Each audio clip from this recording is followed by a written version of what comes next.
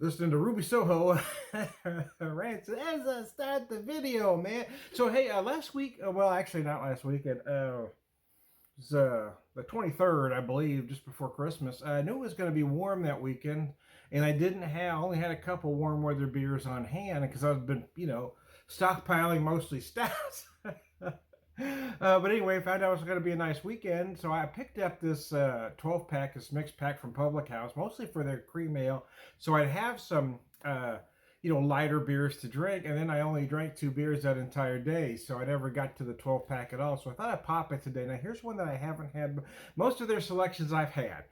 In fact, everything in that 12 pack I'd had, but it had been a while.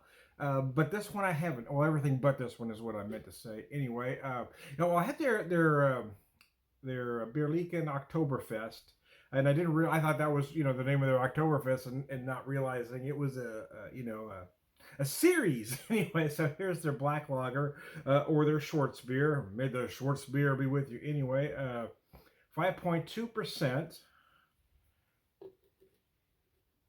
And guideline for the style. It's got a beautiful nose. You might get a hint of coffee on the nose. It's very herbal as well. I feel like I get just a touch of anise on the nose as well, but that's probably just me. I'm going to take a drink now, okay? Using my Public House glass I got several years ago. I find this to be a nice, all-purpose glass. Works for lagers, works for ales. In this case, a black lager, so there we go.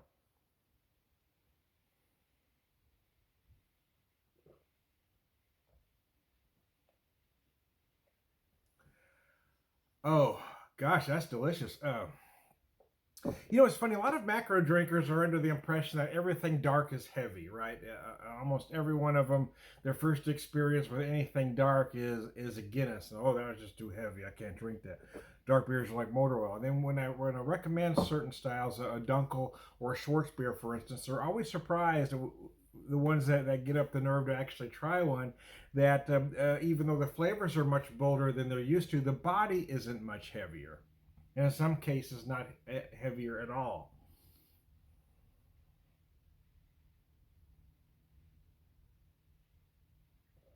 And this one is right in line. I mean, the body isn't heavy on this. It is certainly heavy than a 30-pack macro light, but many top tier macros, just the body alone, this beer isn't heavier, but it does possess a lot more flavor. That much is certain. Using my in the kitchen area in my pub, a different portion of the Beer Whispers pub. My daughter made that. I've been trying to get a frame for a long time, but I'm not really sure what frame I want to put in it, or over it rather, what frame I want to put it in. But at least it's hanging up high enough where a cat can't get to it.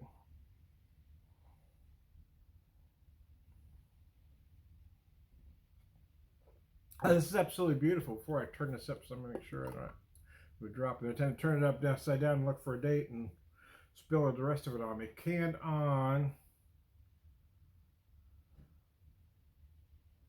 I actually can't tell if that says 1022 or 1122.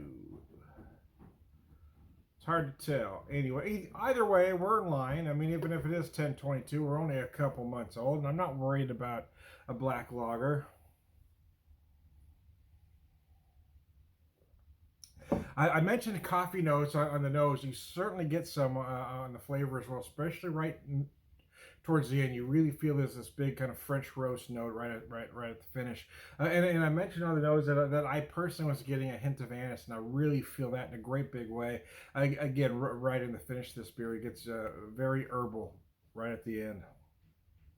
And then dries right up. Yeah, it's just beautiful. It's a if you like the style, this one isn't going to disappoint you.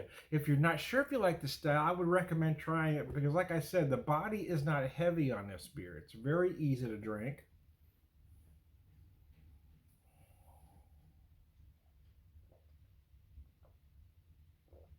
As you can see, It goes down easier than a Tijuana hugger. I am Tom the Beer Whisperer, Beer Evangelist, prolific beer drinker, perverse man.